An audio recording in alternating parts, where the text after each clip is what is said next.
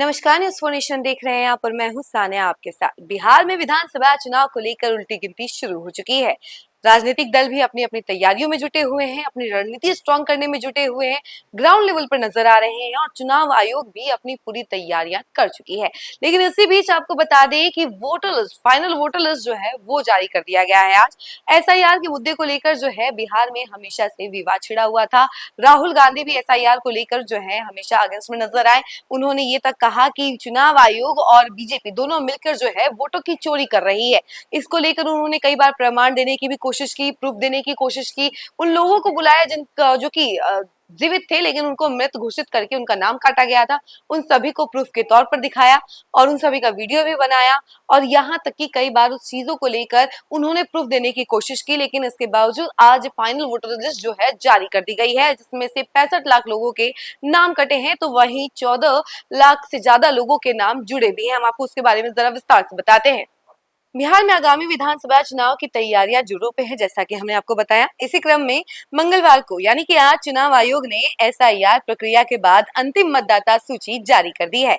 यह सूची अब आधिकारिक रूप से चुनाव आयोग की वेबसाइट पर उपलब्ध है और सभी मतदाता इस पोर्टल पर जाकर अपने नाम और विवरण की जाँच कर सकते हैं।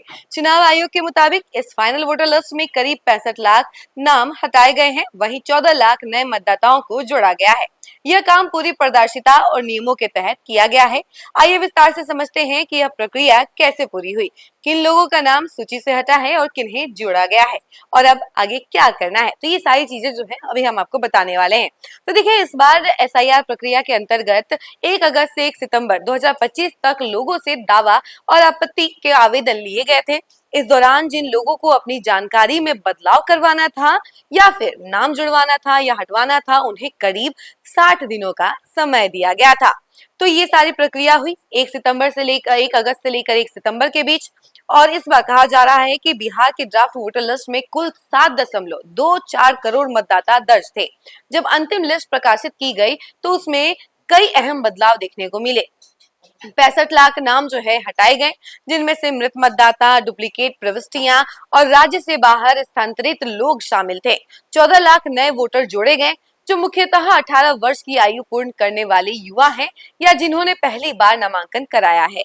इस तरह अंतिम सूची में शुद्ध रूप से 51 लाख मतदाता कम हुए हैं। हालांकि जिनके नाम गलती से हटा दिए गए थे, उनमें से कुछ को फिर से जोड़ा गया है। मृत मतदाता की अगर बात की जाए तो पंचायत, नगर निकाय और अन्य स्थानीय रिपोर्टों के आधार पर उन लोगों के नाम हटाए गए जो अब इस दुनिया में नहीं है। और स्थानांतरण की बात की जाए तो जिन मतदाताओं ने राज्य के बाहर या किसी अन्य विधानसभा क्षेत्र में इस अस्थायी रूप से निवास स्थान बदला है, उन सभी के नाम हटाए गए।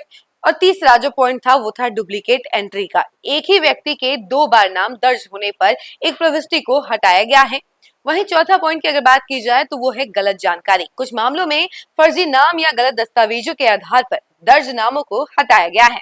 चुनाव आयोग ने विशेष ध्यान दिया कि जो युवा 1 अक्टूबर 2025 तक 18 वर्ष की आयु पूरी कर चुके हैं, उनके नाम मतदाता सूची में जोड़े जाए।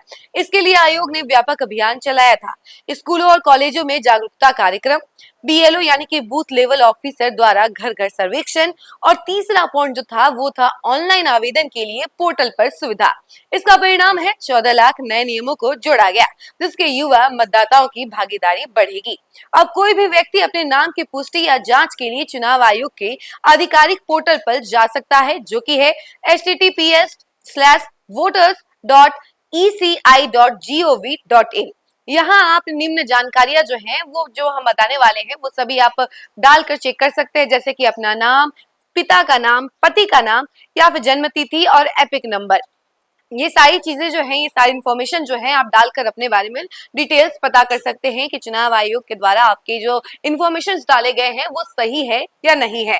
यदि किसी व्यक्ति का नाम इस अंतिम सूची में नहीं है लेकिन उसने आवेदन किया था, तो वो भी कुछ कदमें उठा सकता है, जैसे कि कुछ स्टेप्स ले सकता है। जैसे सबसे पहला है फॉर्म 6 भरकर फिर से नामांकन करा सकता है।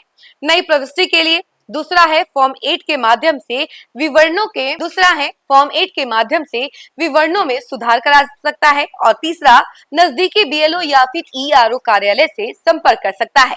चौथा, ऑनलाइन पोर्टल या फिर वोटर हेल्पलाइन ऐप से सहायता ले सकता है।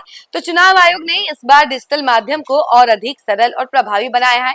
इन सारी प्रक्रियाओं को अनाउंस करते हुए उन्होंने ये भी कहा है कि इन प्रोसेस को अगर आप फॉलो करते हैं तो आप इजीली नाम फिर से जुड़वा सकते हैं। अगर आपका नाम इस बार भी वोटर लिस्ट में नहीं है तो ये सारे स्टेप्स आप फॉलो करके अपना नाम वोटर लिस्ट से जुड़वा सकते हैं। इस खबर में फिलहाल के लिए तो इतना ही। ऐसे ही तमाम अपडेट के लिए आप हमारे साथ जुड़े रहें और देखते रहें न्यूज़ फॉर नेशन। और जरूर कमेंट सेक्शन में बताइएगा कि आपका नाम वोटर लिस्ट में है या नहीं है। धन्यवाद।